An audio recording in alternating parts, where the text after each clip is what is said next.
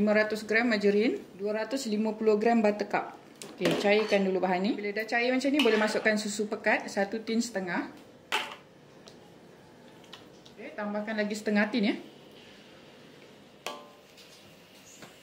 Okey, bila semua bahan ni dah sebati, dia dah hancur macam ni, tak ada ketal-ketal lagi, boleh masukkan serbuk koko dengan serbuk coklat tadi ya. Masukkan serbuk koko dengan serbuk coklat tadi. Masa masukkan ni kena sentiasa gaul Dia dah sebati nampak. Dia dah licin je adunan, boleh padamkan api.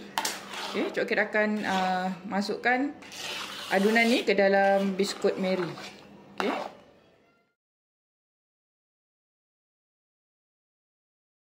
Alhamdulillah, ni hasil dia selepas Cik Okey dah gaul sebatikan. Masukkan dalam box ni. Okay, sekarang Cik Okey akan letak topping Jom kita buat topping dia. Okay, dekat sini ada 500 gram coklat masakan. Ini ada 2 sudu makan margarin. Dekat sini ada 200 ml whipping cream. Okey, kita akan buat teknik double boil. Okay, kita masukkan semua bahan-bahan ni. Kita cairkan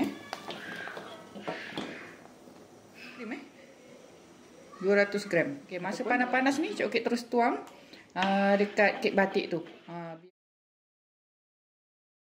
Ratakan dia ni. Okey, bila dah siap macam ni, Cik Okey akan tutupkan penutup dia dan simpan dalam freezer